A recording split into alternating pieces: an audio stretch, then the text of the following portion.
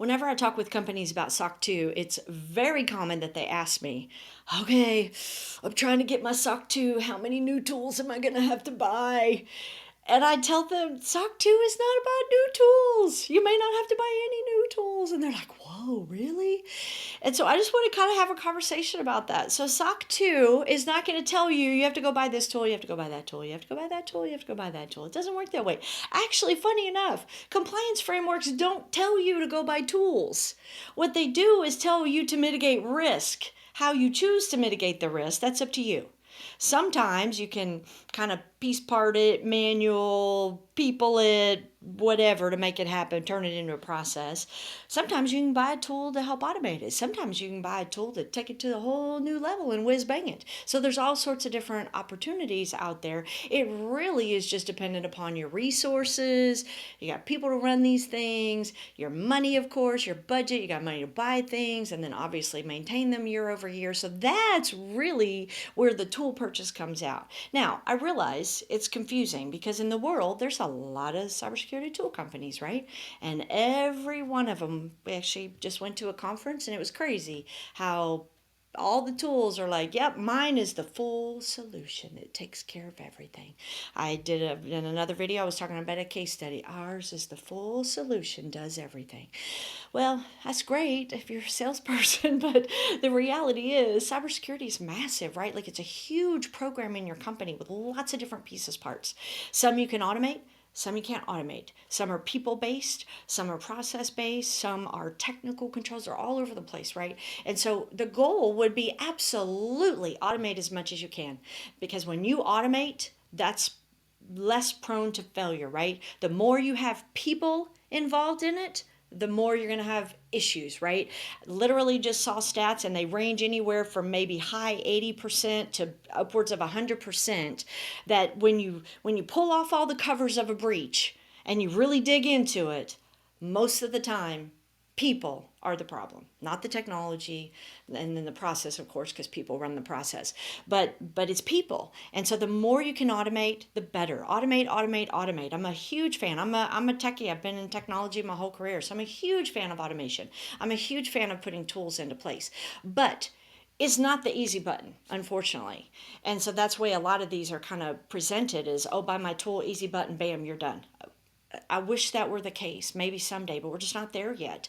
Can it provide you lift? Absolutely. Should you look at that lift? Absolutely. If you've got the budget for it, look at it. But then on the flip side, I see all the time within companies that they buy tools and they don't implement them, or they don't implement them well, or they don't monitor them. And I'm just like, oh my gosh, it's great that you have so much money that you can spend on a tool and not even get the full benefit on it. Yay, you. But most companies don't have that luxury, right? Most companies, money is fixed, people is fixed, time is fixed, resources is fixed, all of it, right? And so if you buy a tool, it better well be exactly what you need, and it better help you mitigate the risk and be easy to run and configured well and monitored and everything you need, right, to accomplish the goal.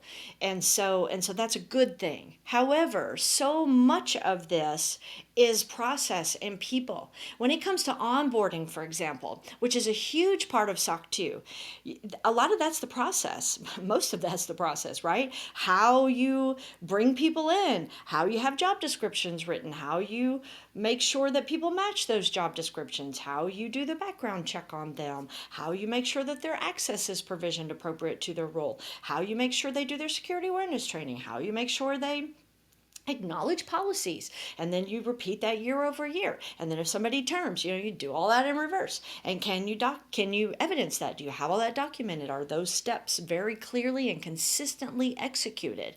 That's what SOC 2 is looking for, not what tool do you have implemented, or oh, your onboarding process isn't very good, well, you need to go buy this tool. I have literally helped companies pass that portion of their SOC 2 for onboarding with Google Sheets. Not even making that up. Google Sheets. It was not pretty. It was challenging because you've got the communication pieces and the audit trail pieces, and that was a bit challenging in Google Sheets.